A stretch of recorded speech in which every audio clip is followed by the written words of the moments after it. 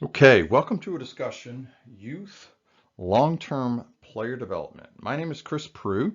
I am the Director of Education for DigitSoul.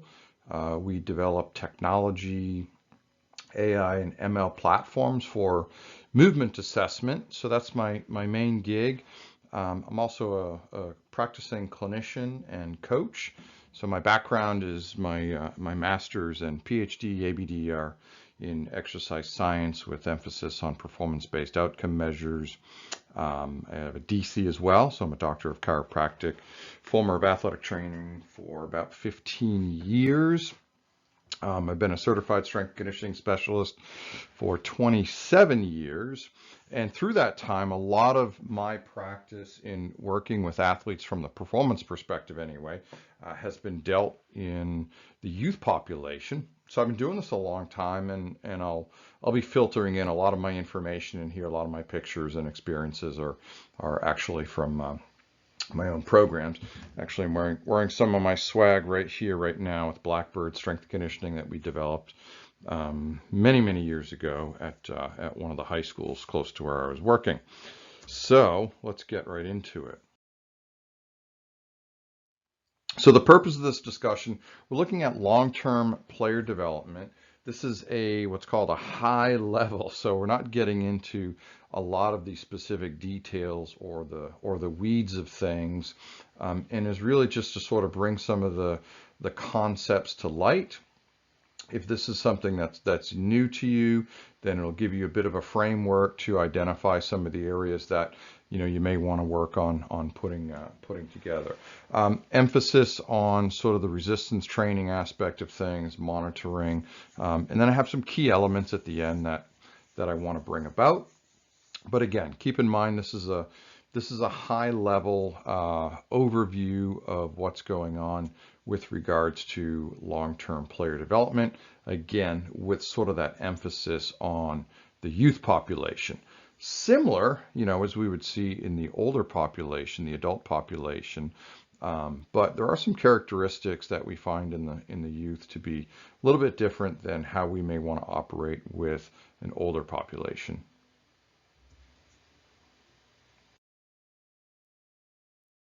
So we're going to look at the basis of long-term development, and there are 10 pillars that are part of the National Strength and Conditioning Association's outline on their position regarding long-term development. Sort of a brief discussion on the history of long-term development, maybe where it came from, some of the things that we may want to take into consideration. Looking at adaptation to training. Most of this is emphasis on resistance or anaerobic, which does cross over into the neuromuscular aspect of the stretch shortening cycle. And then injury characteristics. In youth, emphasis on physical activity related, programming and monitoring, again, sort of that high level of maybe what's available to us today, and then a bit of a conclusion. So you can see this is a video of one of our programs with some of the youth populations. When I would take in student interns, they would always say, wow, this is a little different than maybe what we learn in school. And I always say, well, there's utopia, right? There's the way that, there's perfection. And then there's sometimes the business aspect of things. In other words, if you could see in there really clearly, we've got 3 squat racks, but at any given moment in time, we may have 50 athletes. And so if they're all on a push day, it could be a little bit challenging to have everyone squat first.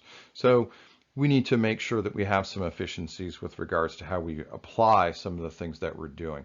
And as a lot of people identify in practice, many of us consider ourselves as using evidence-based practice, and then also we have the practice-based evidence, right, which is sometimes how things actually work in coordination with what we know from the literature.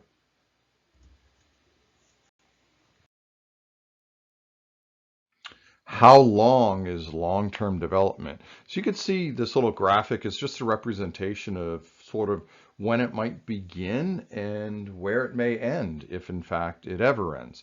So I want to turn around and pose this to you. Is it 1 year? Is it 2 years? Is it 4 years or is it forever?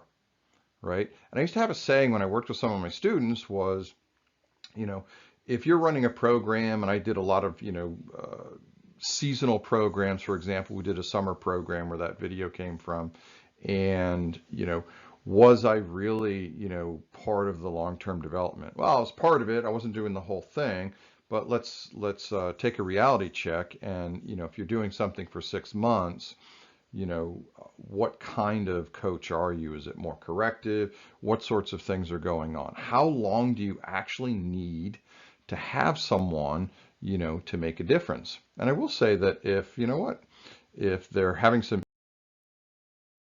issues, then maybe those corrective changes do not require a whole lot of time. But in general, for you to say that you really made a huge difference on that athletic profile of that particular individual or a team, you probably had to have them for a long time. So I also like to interject and use my kids a lot. So this is my son Logan. He's almost 9 now. So he was just over 2 years old at this, and so our kids would love to be part of, some of the things that we were doing. That's not a weighted barbell, but if it was, that's okay. And so you are limited to what you're able to accomplish. And so part of it, what we see with some of the children is, the modeling behavior, which is an important aspect of being that coach or the parent or whatever in being involved in this long-term development. So it really is forever. It starts when they're really, really young, right? And we'll talk a little bit more in a bit here about, the difference between athletic performance training and sport performance training, right? So there is a little bit of difference between those two. Some will argue there's a lot of difference. There's some overlap, and they'll go in one direction versus the other. But when we look at long-term athletic development, that's why we don't call it sport, we call it athletic development, because we're really trying to come at it from this holistic approach. It's not hyper-focused on, really one specific outcome or one specific event or sport. It's focused on what is characterized as being an athlete. What are the components involved in athletic performance of an individual?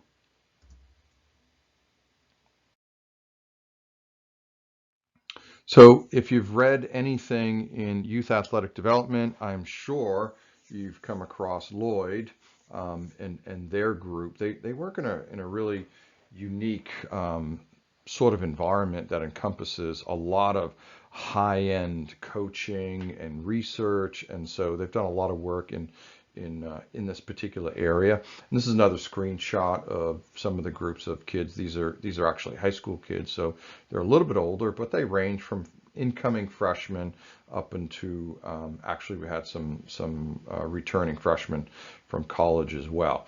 And I'm going to read this. Youth of all ages and abilities are provided with a strategic plan for the development of their health and physical fitness.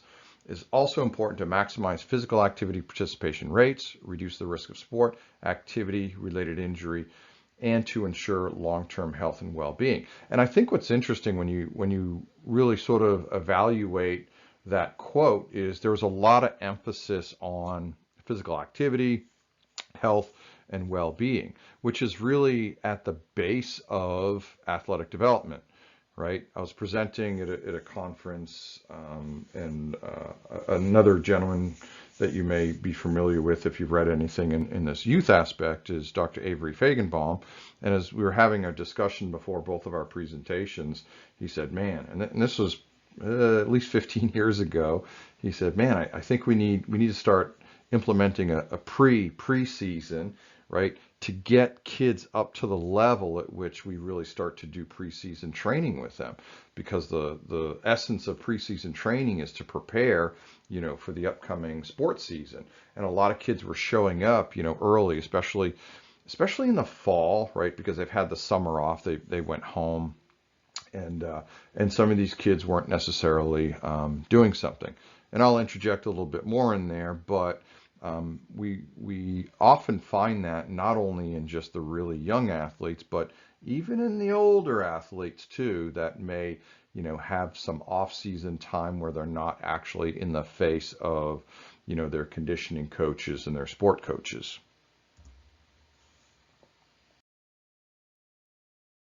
So these are the 10 pillars. So this is part of the long-term athletic development statement by the National Strength Conditioning Association.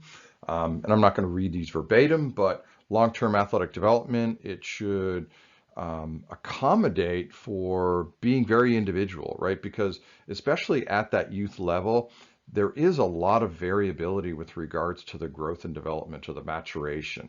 There are some standards. The standards that we kind of equalize is PHV, you may have seen written, and that's peak height velocity, or their growth rate, because we've got some data that shows that that has a very high relation to their puberty level. So it gives us a better biological basis of where they are as far as maturation goes. All different ages, we really should be doing a bunch of different things that incorporate both the physical as well as the psychosocial, right? Because we don't want them to burn out too soon. We don't want them to experience really high level of play too soon. All youth should be encouraged to enhance their physical fitness from early childhood with a primary focus on motor skill and muscular strength development. And you'll see at my conclusion, so I have a video in there, and it came from a presentation I was doing on motor development in youth sport. And it's my daughter, I've got a 3.5-year-old running T-drills and ladders and things like that. Not necessarily known to be the most fun thing for kids, but we've had this discussion in various departments I've worked in as a professor and researcher, where should we really have organized fitness programs? And many of us would say, well, no, I mean, we really just want kids to play. But the problem is it available to them? Is it promoted, within the communities and by families and things like that, especially as technology has improved dramatically in gaming and sports specialization, where kids aren't doing as much as they used to in terms of actual play and development, and really just getting stronger and improving motor skill development just by being physically active. And we're seeing a lot of change in that. And that's been problematic from the health aspect. We do want kids to do different things. So we call it sampling, right? So I told you my son was 8. So we've had him in just the last 12 months. So he started downhill skiing this year, in organized tennis, organized soccer, organized baseball, which I'm a coach of, organized flag football, organized basketball, and then of course there's all the other play aspects. So we try and get our children involved in many different things. One, to see if they're going to like it or not, but two, really to develop some of those positional characteristics that, when he's playing baseball, that's very different than when he's playing soccer or playing football, right? So even though, football may seem to mimic what some people are doing in soccer, well, people are chasing you and they're trying to tackle you, which is different than simply just taking the ball away, which is different than getting into a batter's box and being the center of attention and then hitting a ball, and the only people that are at play, are involved when there's runners and so on. So it really has a different physical as well as mental, aspect of it. And again, you'll see here the health and well-being, very, very important, because that's at the essence. And I'll tell another little story in a little bit about some of the changes that we've seen as a result of some of our programming in the youth population to enhance that component. It does a few things for us, one of which is give us the baseline for how an athlete is supposed to be able to function in that multi-sport environment, but also just the overall health aspect. Conditioning that helps to reduce the risk of injury. And one would think that that should be the no-brainer, and that's sort of the intent, and it really is the intent. But as we've seen this become a lot more popular and as a profit center, right? People make money at training young athletes, then there can be some problematic characteristics with regards to the implementation of some of these things, more trends, more products, more things that may not have a science or evidence-based component to it. In the development, if you are involved in specific athletic development, that we know that we should be utilizing multiple training modes. And what we'll talk about in a little bit here is that there is a lot of overlap. So in other words, if there's multiple things that have the same outcome, there's no reason that we shouldn't be changing them up, and probably even more benefit from doing so. Monitoring and assessment. That's a big part of where we're at today, partly because we know that it helps to inform us, and it's easier than ever with today's technology to be able to collect that sort of information. Related to that, looking at the progress and making sure that we're implementing the appropriate training programs at the appropriate intensities, at the appropriate levels for the appropriate development of athletic profiles that we know are part of sport in general. And then quality. The quality not of the programming per se, but the quality of people like us, the people that are partly involved in the intervention process, and making sure that we're using some consistency across the board in terms of the developmental programs that again are typically evidence-based, that have some consistency within what we know to be true in the field, and then that's going to be actually better for that progression, right? So if I'm focusing on working with a specific age group, when they move up to the next level, then we know that we've gotten that. We know that they've built those fundamentals as they go up to the next level, either in the athletic development or in what we see as requirements in specific sports.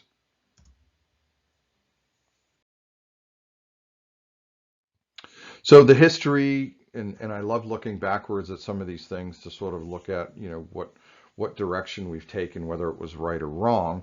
But what is needed to know? We really have to know, well, what's going on with these these kids at these certain age groups, physiologically, biologically, but also psychologically. I mean, that's a very important aspect. So if you've worked with different age groups, especially in the same context, same programs, and or maybe you've worked with some people that maybe have some different mental capacities or some abnormalities, then that really changes how we sort of organize some of the conditioning. How do we break that up? And so it's really important that you know the characteristics of your specific age group, and that could be their age, that could also be their gender, have a good understanding of their biological level, right? And that's where sort of that testing comes in. Why do we need to know that? One, we want to maximize our outcome. But two, right, remember the other context is we want to make sure that our programs are heavily involved in reducing their risk of injury, right? And historically, we've always said there's two reasons that we train: to improve performance and to reduce the risk of injury, right? And those are sort of the underpinning when we're developing some of these programs. I think using Olympic preparation is a really good is a really good example of sort of a pseudo long-term development. In other words, this Olympic ends, their potential Olympians for the next one. We come out and we map out a 4-year plan. I remember a specific presentation at the NSCA conference several years ago, and it was, the gold medal bobsled winner. So they looked at, and he gave a perfect example of, okay, they evaluated where they're good, where they're not good, and they came up with a 4-year plan. And what's interesting is you have to take acceptance for that. In other words, if you're going to be focusing and making changes in these different areas, understanding the impact of that, right? So during, for example, a periodization block where we're really hyper focused on development of force production, that power may be reduced, hypertrophy or power endurance is going to be reduced. So when we're doing our evaluation procedures, that we know that and we match them up appropriately. We also have seen it in specific sports like USA Baseball, USA Hockey, where they've created these development programs as sort of feeders into, and then eventually making their way up into the pros. Not necessarily just athletic. I mean, there is some emphasis specifically on some sport, but they've done a really good job at making it an environment for the children to be coached by really good coaches. So if we look at, typically the coaches at these youth levels, they're the volunteers. They're not necessarily people that have my background and that, it could be someone that comes from a completely different industry and they just happen to have a child in the program and want to be able to help, but they don't really have an understanding exactly of all the characteristics that obviously we're discussing today. So within those programs, actually also have some coaching education programs to really bring the parents up to that sort of coach level. And when we look at the multidisciplinary approach of long-term athletic development, I mean those are two key players, when we're working and starting at that really low age. The sports science and looking at, how we're able to better develop, and there's a new certification, just coming out by the National Strength and Conditioning Association. And so historically, we've also looked at performance coaches or strength coaches as sort of the earlier sports scientists, and being able to collect that data, interpret that data, and then implement that data, right? And so that's created this whole transition into, now not only do we actually have like sports scientists within a lot of these, especially higher level organizations, but there was a time too when we didn't even have performance or strength coaches.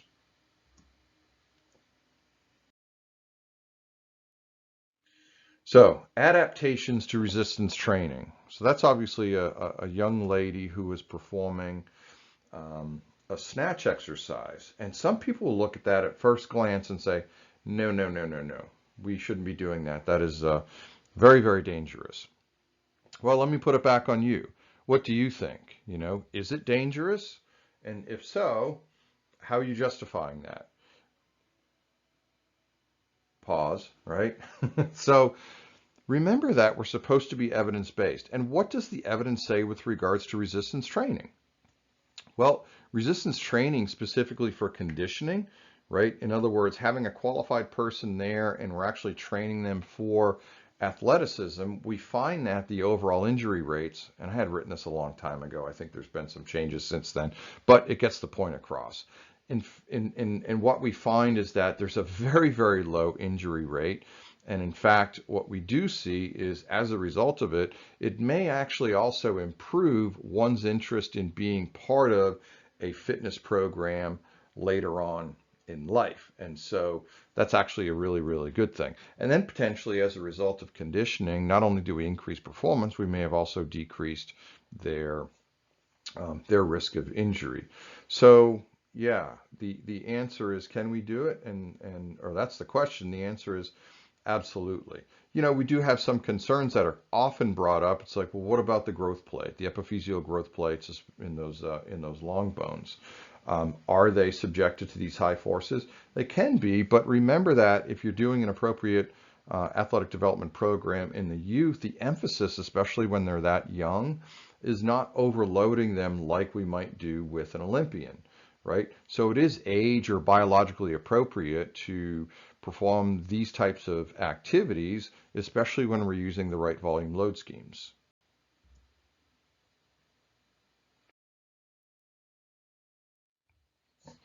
I use another example when people still argue and say, well, when we look at, those forces, they're really, really high.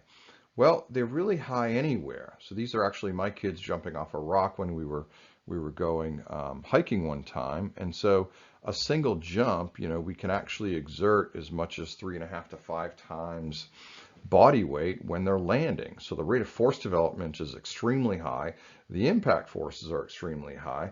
So if you've got kids playing on playgrounds and jumping and running around, the forces aren't actually any more dangerous than what we might see in a supervised conditioning program. In fact, they're usually much, much less, at least until they start getting trained.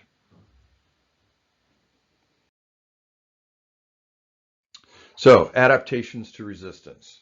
That's obviously not a real picture, but I show that a lot because even working right now with a lot of parents and a lot of young athletes and even coaches is remembering there's a very large disparity, when we look at the youth athlete. In other words, a 4-year-old is different than an 8-year-old. An 8-year-old is different than a 12-year-old. A 12-year-old is different than a 15-year-old. And then there are moments in time also where we see differences in gender, and that our expectations need to be appropriate.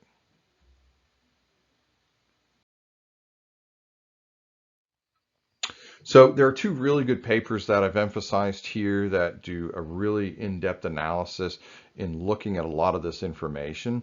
So firstly, we'll look at muscle size. So looking at the cross-sectional area, we know that cross-sectional area does have relationship to its ability to produce force. And so one would think that if we can improve cross-sectional area, therefore we should be able to improve in force. And we also know that from many studies with adults that we can improve cross-sectional area through hypertrophy style of training and various training modes that are designed to do so and do have a relationship to the improvements in strength output. The question is this something viable? Can we accomplish this in the youth population? Well, predominantly it's going to be after puberty, right? And again, let's think about that for a second. The earlier emphasis with regards to training really doesn't have to do with much of that anyway. And then also from a hormonal perspective, a lot of this is directly related to their hormonal function and their ability to actually increase in the various aspects regarding cross-sectional area, and they just don't have the capability of doing so.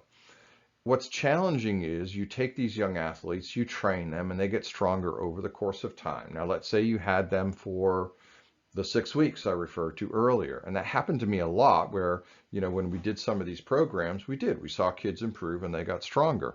Well, what are the reasonings behind that? Well, they're multifactorial, but let's say that we were measuring cross-sectional area and we didn't see an increase in cross-sectional area and they actually got stronger. Well, then there goes against the argument. What if we did see an increase in cross-sectional area? Are we actually responsible for that? Or is it part of growth and maturity? And the answer is a lot of this actually has to do with growth and maturity. So the literature it's pretty sparse. We don't have a lot of good data showing that, there's a great amount of information that we can actually accomplish that. But that's okay. Tendon size is another one. When we look at cross-sectional area and stiffness of the tendon, it's directly related also because it's our connection. And if it were to give way like an elastic band, right, then that wouldn't be very good. Our ability to transfer the energy from the muscle tissue into the levers would be, well, subpar. So we lose out on that. Well, what happens as a result of training is we can actually increase the cross-sectional area and the stiffness of the tendon and the musculotendinous junction.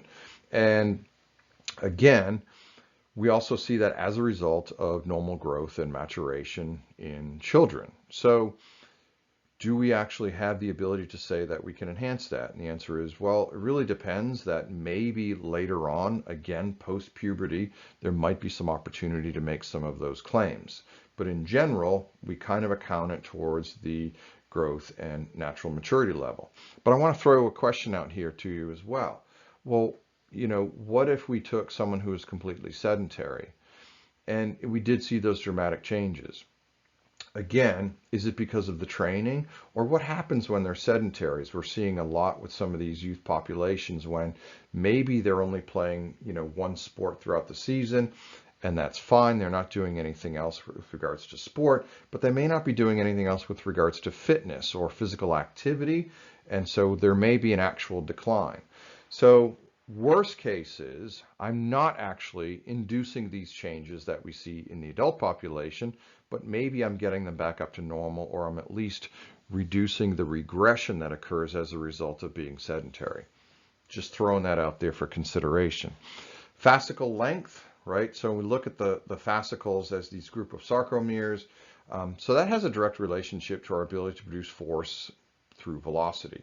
And it does also have something to do with that musculotendinous unit, right? How it connects to and how it aids to the fact of increasing the tendinous cross-sectional area as well as stiffness and improving the overall ability to contract and produce very high velocities of contraction. In other words, being able to move the same weight or the same resistance faster. Yes, it has a relationship to rate of force development and power.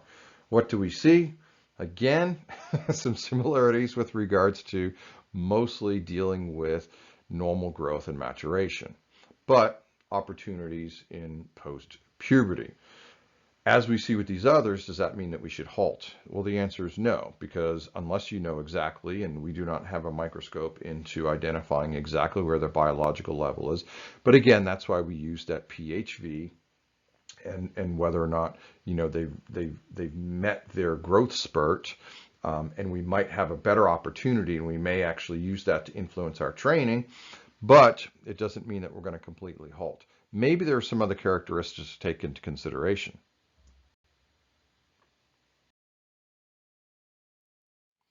So, also related is the neural aspect. So here's what's interesting. Again, we see just normal growth and development does have an influence on these neural characteristics, right? So we can increase rate coding, we can increase motor unit recruitment, and all the characteristics associated with neural adaptation. So we have seen that there is some potential to maybe improve in that. Is it specifically related to the resistance training protocol? It might have something to do with it, but worst case scenario again is we're training them to capitalize on whatever potential level that they're capable of reaching at that specific level of maturity. And we've seen that a lot, and it's not unusual again. And one of the examples that I just used earlier was after 6 weeks of training, we saw an increase in force production with no increase in cross-sectional area. Well, what happened? Well, a lot of that is neural adaptations. And we see that in the adult population as well, to where it is enhanced. Again, was it the result of training and increasing cross-sectional area, some of these other characteristics? Well, neural adaptation is a funny thing in that just giving someone something new to perform, it has local as well as, more complex central effects with regards to, cortical organization and plasticity. Think about it almost as another event or another type of physical activity that might be really good for kids to be involved in. Really, really interesting. And I want to throw this one out there too. So this is looking at the self, things like self-efficacy, self-worth, and global self-worth.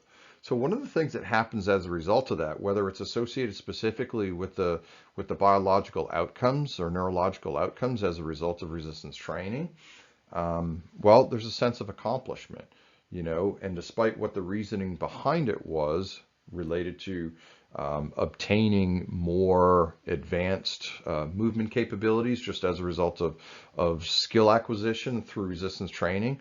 And I think I've got a video here in a moment here with a young gal, Abby, and to show not being able to perform a power clean to do, she did much better given the time frame, but that's a sense of accomplishment. And so the self-worth or self-efficacy is a huge component. One of the other byproducts that we typically saw in a lot of our programming is just because of the amount of level of physical activity that we got these kids involved in, they tended to lose body composition. Not an intent, but again, just really a byproduct. And it was so dramatic that in many of these kids, it dramatically changed their self-esteem and self-efficacy. For example, I had one athletic director just elated, to see some of the differences in some of the kids in their confidence in losing weight. I did have one example of where a coach was a little bit disappointed because he says, man, I like having all that extra mass on that player, but he had higher rate of force development, he had higher output, and he ran faster. So their conception or misconception of just being a block or just being a massive weight, in there as an advantage. And there is a relationship between the two. But that has a dramatic influence even on some of these young kids and their ability, to play some of those sports that they might not otherwise be interested in playing.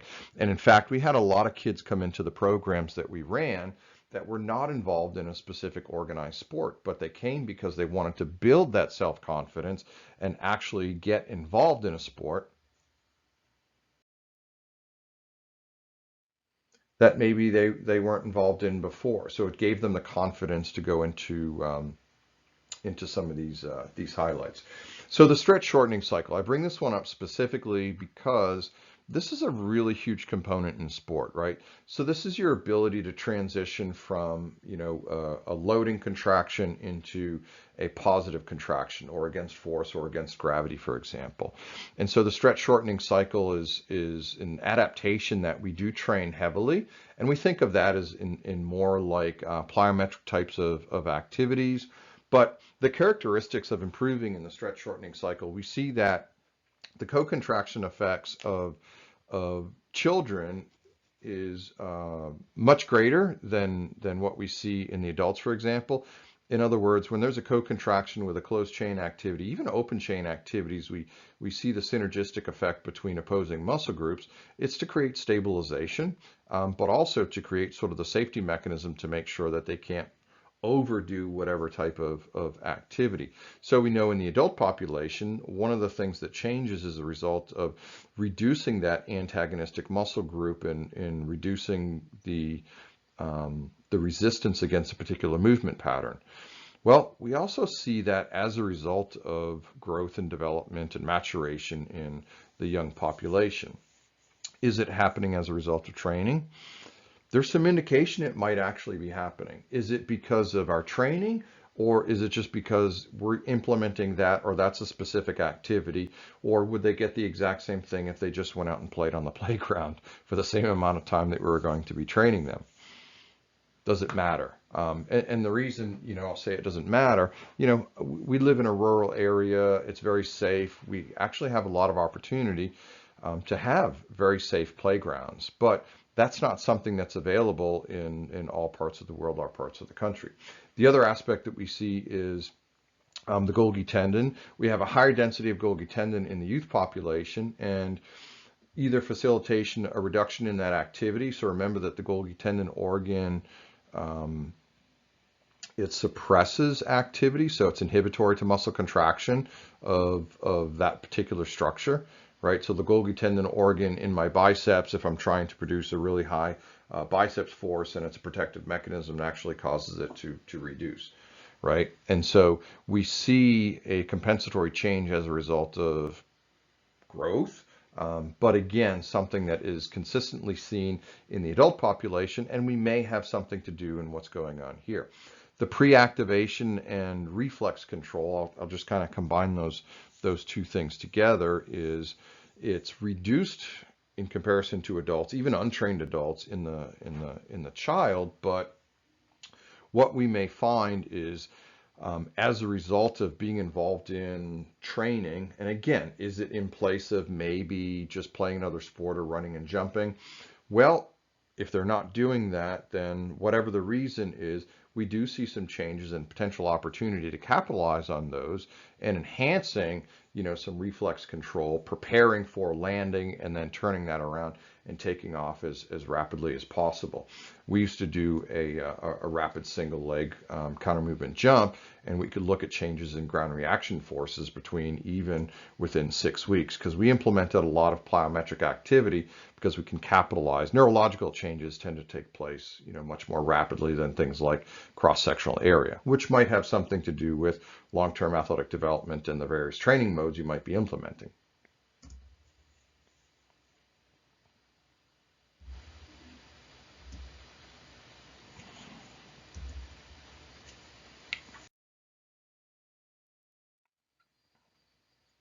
So, question. Abby, who is a new athlete to performance conditioning as an 8th grade soccer player, improved her counter movement vertical jump by 3 inches in 6 weeks. So Abby did not do any performance conditioning before, and yes, you can criticize me for this, but hey, after 3 weeks of training, she couldn't do any sort of movement patterns such as that, and we continue to work on getting those elbows up and down into that squat position, but starting with a broomstick, going to power cleaning a 20 kilogram bar when, by the way, she only weighed 30 kilograms. That was pretty good. So how would you explain her improvements? What do you think actually accomplished what we saw as a result of these improvements? Is it my awesomeness with regards to coaching? I like to always think so, but maybe that's not always the case. Naturally occurring adaptations to movement, enhanced technique, confidence. Well, she was pretty scared of that bar at first. I mean, let's face it, she's this tiny little thing that's about 4 foot 11 inches, and here she is, moving an Olympic weightlifting bar, which was pretty awesome. So we think it's a combination of all of those things. So yes, when we look at the outcomes perspective of a developmental program, it's all of these. And I know we break these down characteristically by the various components, but I always like to bring people back in and remember exactly, sort of what's going on as well as our ultimate goals here.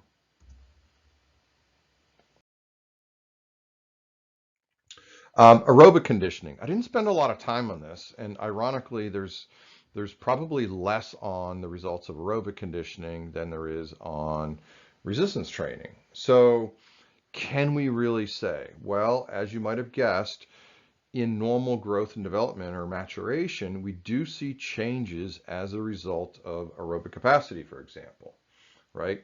Earlier studies, the few that are out there, they did kind of focus on sort of that constant intensity training, like running cross country or something like that. And I think, any track and field coach arguably would say, yeah, I know for a fact that, the conditioning actually improved their running time.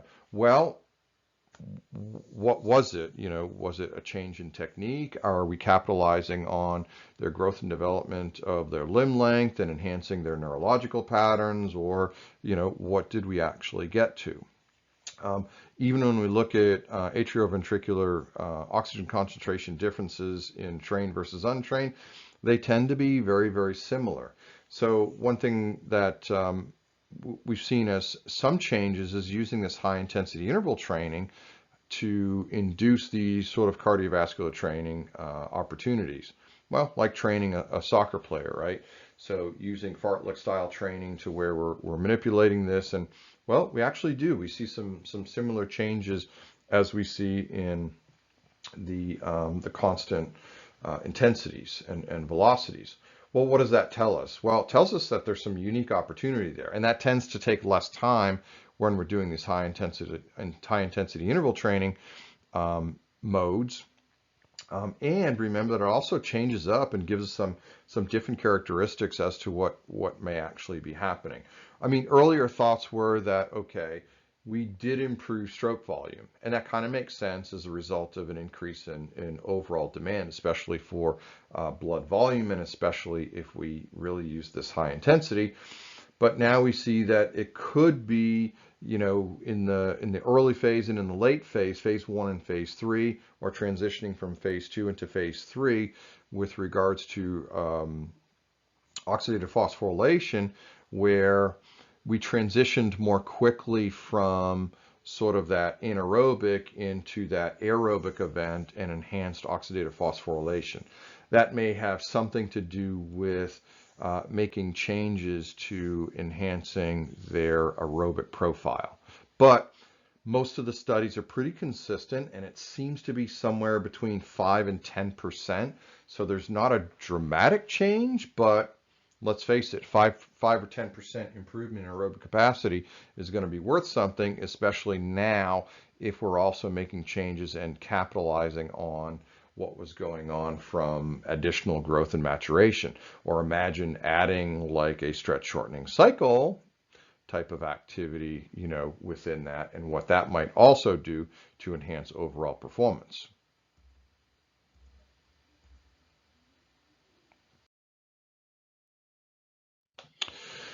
Well, we can look at the nitty gritty, and then we can actually look at the outcomes component to it. What is the actual dose response?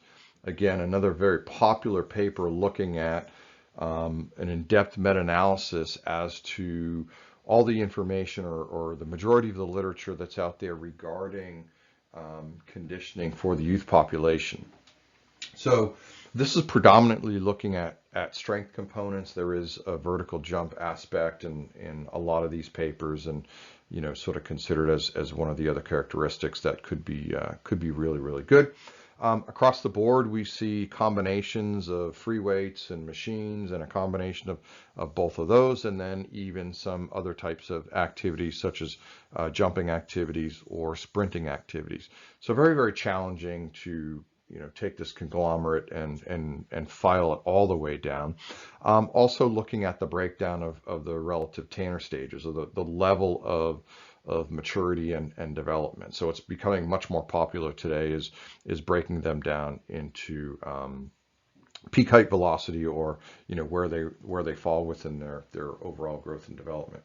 So as far as frequency goes, now we seem to be, well, maybe 3 times a week, but the literature is all over the place. 1, 2, and 3 provide us some very, very similar results. And it kind of goes back to, maybe it's just as a result of maturation.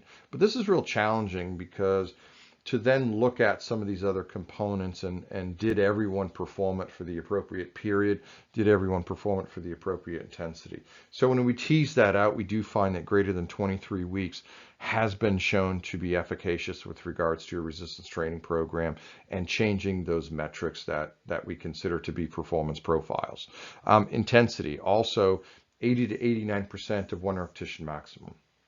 Again, something that we tended not to see in those younger populations. We also see volume and sets, 1 and 3, not much different, somewhere between 3 and 5. We do see, especially for vertical jump, that the optimal was around 3 sets, and then 4 for mostly some of the sports performance type of metrics. Also in the repetition range, 6 to 8 consistently for typical average performance. But what was interesting is for plyometric and some of the sport performance, like the sprinting characteristics or metrics, we find that the 3 to 5 and the 9 to 12 give us some similar outcomes, which is kind of interesting. But again, did they get the same rest periods, that we're seeing here, sort of that maximal 3 to 4 minutes, and whether or not, that was appropriate with regards to whether they're doing this higher or lower volume. Well, if we look at, if we're not inducing too much stress, if we look at we're not inducing too much fatigue, sometimes having the ability to perform more and getting more caloric expenditure, getting more involvement in the physical activity aspect of things, can also be a pretty good thing. So most of these are dealing with sort of the strength aspect of things, like 1 repetition maximums in squats and bench press, but also vertical jump. So we are missing out on some of these other things, like there's not as much, for example, in a power clean. So if that's something of interest that we see as one of the metrics, like a mid thigh pull, isometric mid thigh pull, not really that common, because you need some specialized equipment to be able to accomplish some of that. So there's a definite need for more literature, but at least what we have seen is, we're certainly not wasting our time. And again, based on all the other metrics and characteristics involved in a training program, there's a lot of benefit to making sure that we introduce these into the athletic development programming.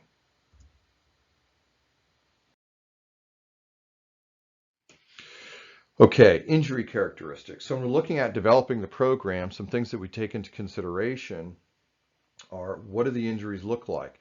And again, can we use some of these interventions as not only sport performance, but also potential reduction in injury? So for example, we did a project and we looked at the difference in landing in the power clean, and its influence on absorbing the ground reaction forces, peak ground reaction forces, in the landing characteristics from the power clean.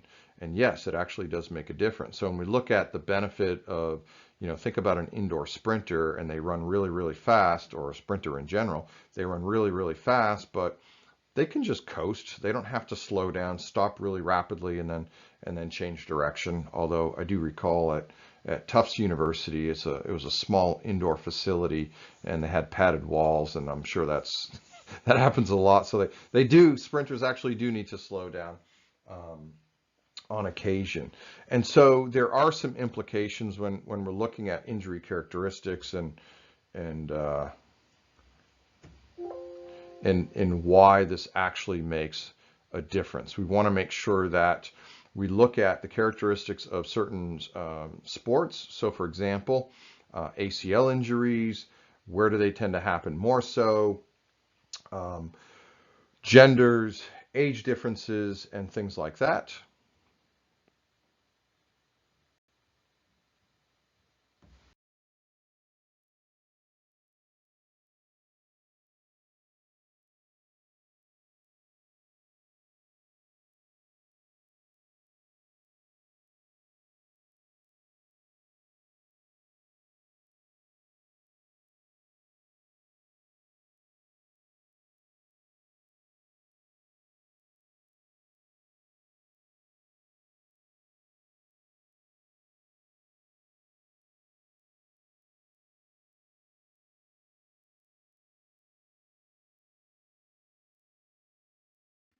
Okay, so other injury characteristics are things that are pretty common, either to a specific age range or a sport.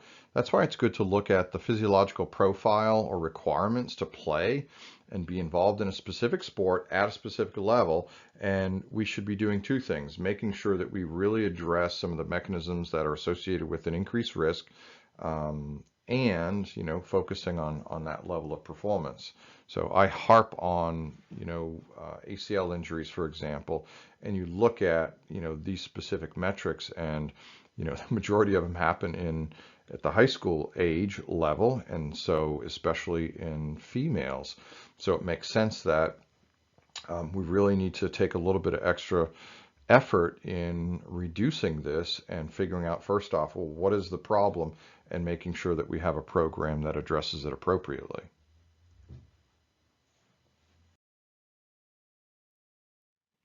So monitoring and programming, and I don't really get into a whole lot of programming. That's another course. But so testing and evaluating, it's something that's necessary. It's the only way that you know that whatever it is that you're doing is actually working. I know, we like to take credit for winning a season and things like that, but there's so many different variables, to even think about making that happening. So, few things, a baseline. Great opportunity to show where we are and where we're going to be. Whether or not we implemented something that was effective, but also let's say they get injured, so we know that we can get them back at least to where they were before, by having that baseline, and certainly measuring that throughout the time range.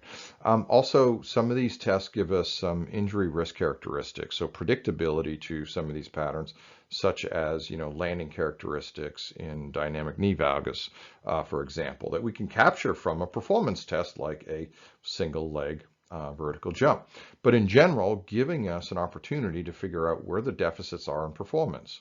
Where can we make some of these changes to get them better, right? Relative to what it is that we're measuring and what we know to be important from an athletic standpoint. So that's related. I call it intra and inter. So that's, within them, making sure that we're competing against themselves. They have a vertical jump of 18 inches now. We want to get them to 22 inches, by the end of the 3-year program, for example.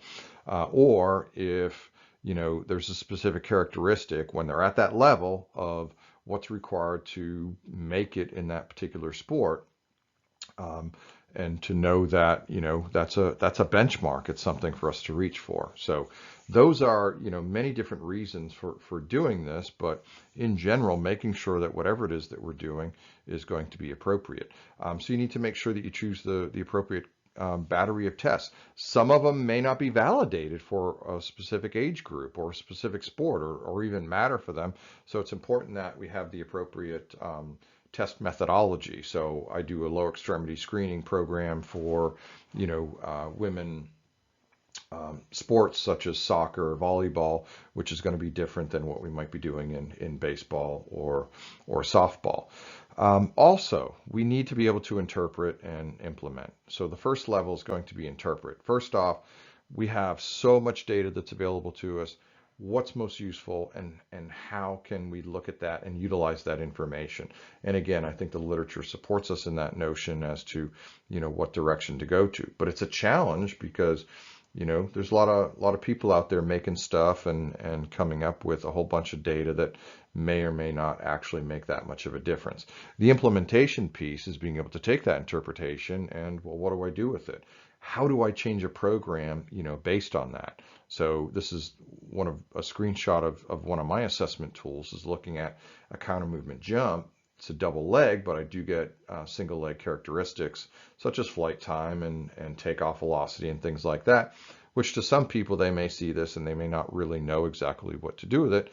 We got to learn. So if it is important, it takes a little bit of time to make sure that we have a relative understanding of what we have at our fingertips and how do we actually implement that. Well, a lot of times in the monitoring process, we're going to use that to sort of feed into, along with the baseline testing that we took at from the performance perspective, what it is that we're going to be doing, not just the types of exercises, but really that volume loading scheme.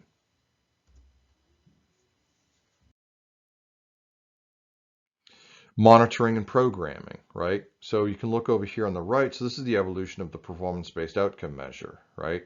So relative indicators as to what I might want to see. And you can see there's an overreaching and, we dramatically made changes here as we got into, say, the preseason. So that's looking at what's referred to as the evolution of performance. And because it's using technology, I can go back and I can match that up and we can run some different views of this.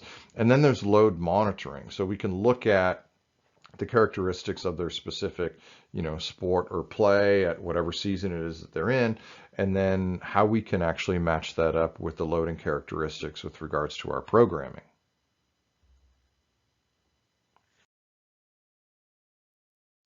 Okay, that's as a result of technology. It's just made everything a whole lot easier. We didn't always have that, so we had to like write stuff down and use basic spreadsheets, but it was based on literature that someone else, evaluated in sport, such as, the amount of time spent in distances that they ran or the relative intensities and all the movement characteristics. And then to what we know today with these dashboards that we can set sort of the base level relative to the type of athlete, the gender, the age, and whatever other profile characteristics that we might actually be looking at. So you could see here. So this is a dashboard looking at these 6 tests. So there's the benchmark, which is the dark blue here, right? And then we can see where they were measured in September of 18. Yeah, I stole this from another presentation, so this isn't mine. And so it tells us, where we're at relative to where we want to be.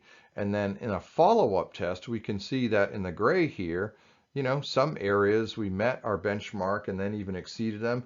Others we still have some work to do.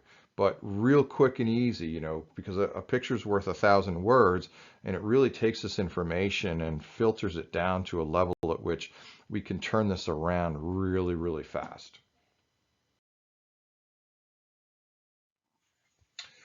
So here's an actual example. So this was published in Sports Science, and so this group from ETSU, so they were using relatively low tech. They were using jump height, sprint time, and RPE, which is a relatively subjective evaluation of someone's perceived exertion, right?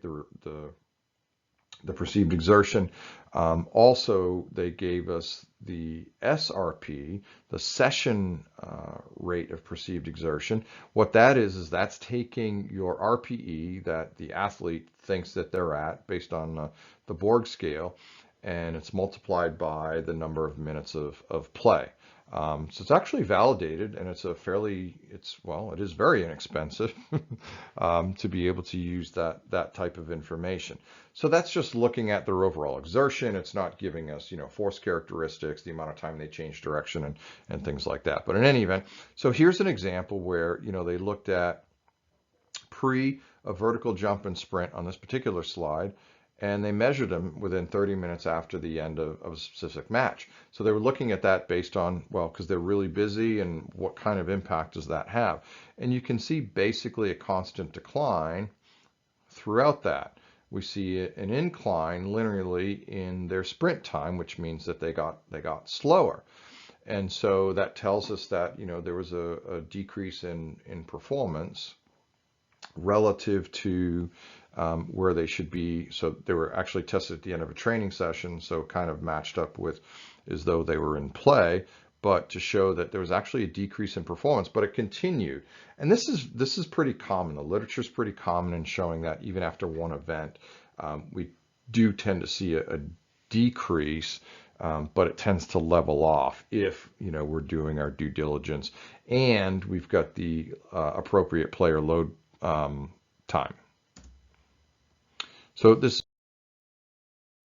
just graphical representation looking at the SRPE, which is relative to the amount of time. And as you can see from match 1 to match 3, that there was an actual decrease in SRPE.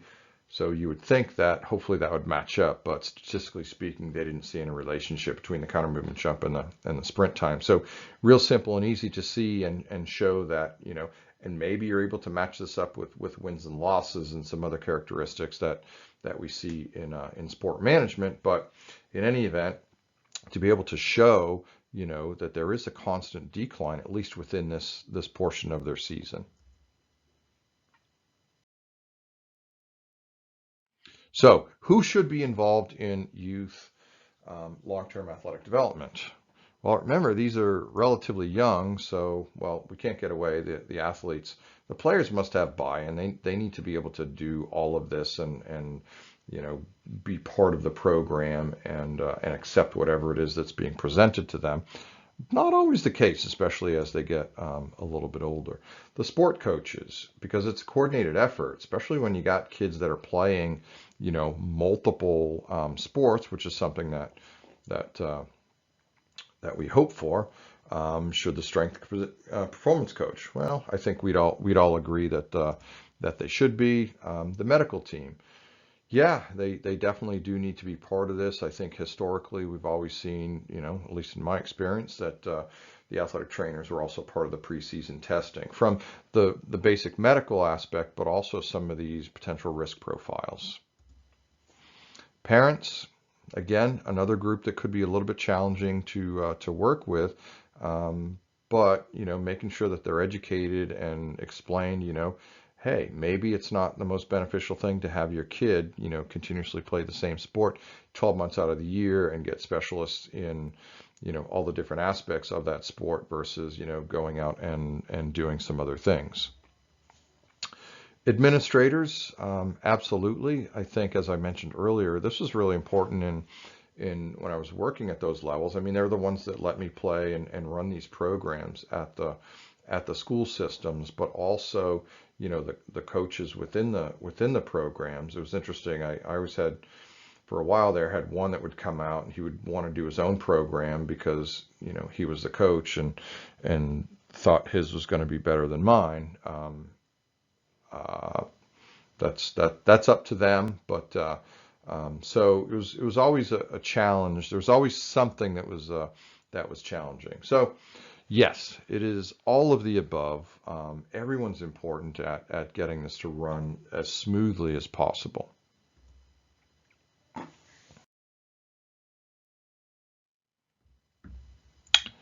So, yep, that's my daughter. So this was taken. This is what I was referring to earlier. A presentation I was doing on motor development in youth. So we started our kids very young. No, not really. It's just, like I said before, it was based on modeling and we try and get our children involved in various things. And that's the difference between being athletic versus a sports specialist is, for example, when we look at what my son has done, he's played multiple sports over the last year. He just loves playing very different things anyway. My daughter, very, very athletic, but just doesn't have interest in some of the sports that she's played, and that's okay, at some point she will be, probably specializing when she gets to that level. But it's really important that, she remains being very active in all these different things. So we know that it's a multidisciplinary approach. It takes a lot of people involved for these programs to actually be successful. And within that, and that's what's important, when I work with parents to convince them that, nope, you don't need to spend 24/7, on a specific sport 12 months out of the year, and that actually it's more beneficial to do some of these other different things. And then, of course, monitoring. It's good for business anyway, so for me to be able to show the parents or the coaches and the administrators that whatever it is I'm doing is successful based on my KPIs, my key performance indicators, right? And that it's not my fault if maybe they don't perform as well on the field, right? Because again, our focus is on the athleticism and not specific sports. But anyway, I hope this was useful. Like I said, high level overview, and there's a lot more detail that we can go in. But let me know if you have any questions.